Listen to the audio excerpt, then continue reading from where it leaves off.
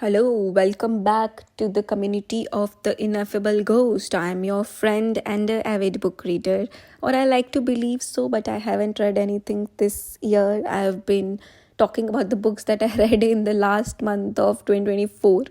So let's start. Today we are going to talk about The Help by Kathryn Stockett. So, Kathryn Stockett's The Help takes us to 1960s Mississippi, a time when every white household had a black maid, but no one ever talked about what that really meant.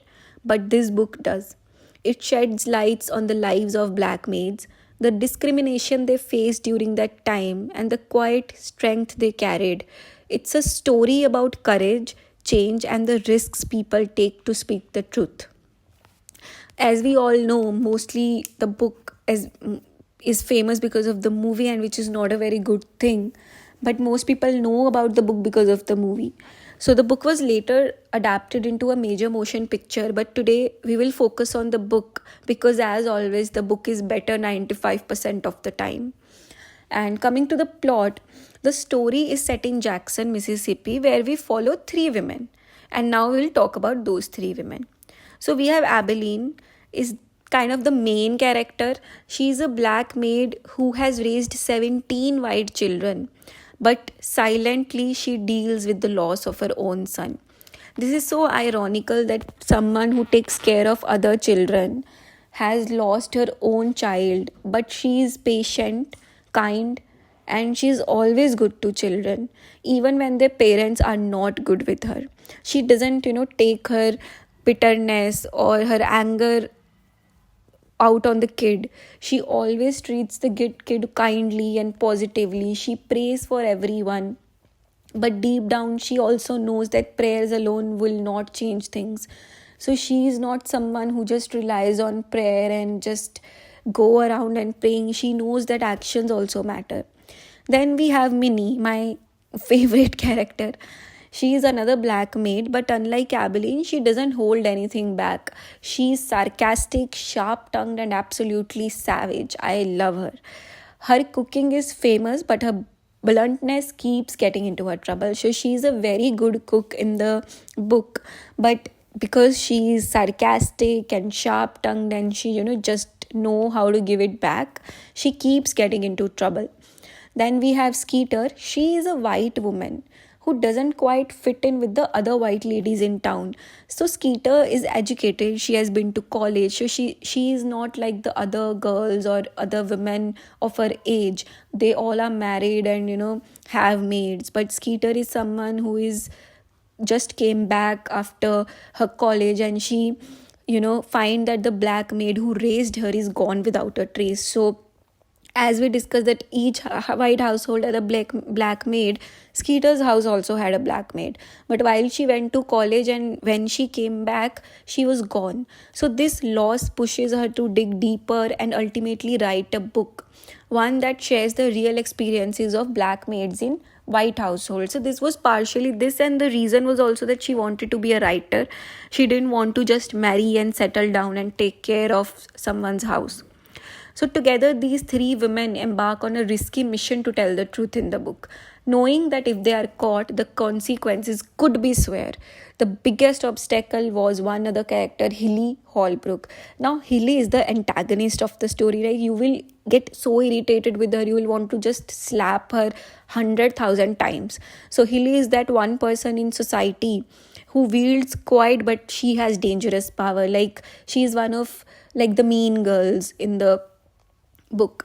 She is a self-appointed leader of Jackson's white women. So basically she, you can say, is the leader of the popular girls group also. So she is working on influencing others to uphold racist policies. So you get all the more irritated with her because she is just not a simple villain. She represents the mindset that enforces the racist policies in the society.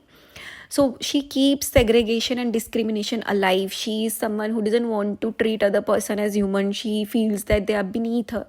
So every town had a Hilly, and some still do. We know how people are still so much discriminative towards other people based on their color, caste, religion, etc.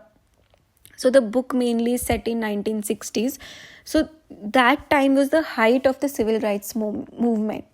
But in places like Jackson, things weren't changing as fast as they were in the big cities, right? Because as we can already understand that the women there were just focusing on how they can have children, their husbands, and how they can just make a society and do all of these useless things. And how Skeeter was different because she came from a big city, she came after getting education. So in this city the things weren't changing as fast, even on the height of the civil rights movement, and the black people were still expected to know their place. So it's know their place, they were still expected in towns like these. And this makes the women's decision to speak out even more dangerous and even more powerful, because this is based on the color that they're discriminating. The man and women were discriminated, but we know that today also females are still feeling a little more freedom. But before this, women were not allowed a lot of things that men were. So this is even a secondary layer of discrimination that's happening, that these women, these three women are embarking on a very dangerous mission in a way.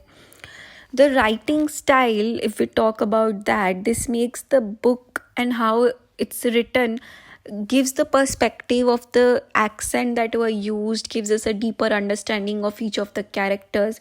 So Stockett writes in the southern dialect, especially for Abilene and Minnie, which adds to the authenticity. But I won't lie, it took me a while to get used to reading it, because some words were written not in their actual spelling, but how they would be spoken in a southern dialect. So this in a way makes the story feel more real, but while reading I felt a little hindrance because of it. But it's not that big of a deal, it's a pretty easy book to read, considering the and Abeline's pure heart and self-awareness. As we discussed, she's always kind, even when she has every reason not to be, even when the white parents are not kind towards her, but she does not leave her kindness. But Minnie, on the other hand, is a firecracker. She refuses to be treated like anything less. She knows she's capable, she's worthy. And then we have Skeeter, who starts out somewhat naive but grows into someone willing to risk everything to do what's right. So initially I did not like her, but eventually I started to understand her and even like her. So, but personally, what I really like about The Help is that it doesn't paint all white people as bad or all black people as saints. It shows the complexity of the human nature, that some people are inherently cruel, like Hilly, and some are indifferent, but others, like Skeeter, want change, even if they don't always know how to go about it. Overall, the book is an emotional and an eye-opening read that stays with you long after you have finished it. You really get angry, you get happy, you laugh during the book, but it takes you on a journey. And most importantly, for the people who have not faced or who are not really aware about the discriminations that the black people faced at that time, can really get an idea how unfair and biased the things were, how cruel people behaved towards a particular community. But it's about friendship, injustice, and power of stories, because sometimes telling the truth is the most revolutionary action of all. So if you haven't read The Help, I will recommend it highly. It's a book that makes you think, makes you feel, and maybe even makes you a little angry, because the worst part, a whole lot of what happens in the book is not just history, it's not fiction. This particular story might be a mix of fiction, but it's based on reality. It's not something that has been created out of thin air by the imagination of the author. The base of the story was reality. So this is not just history, it still exists in different ways today. Let me know your thoughts in the comment, and if you have seen the movie, let me know how it also compares to the book, because I have not yet seen the movie. I would see it if you will tell me it's equally good enough.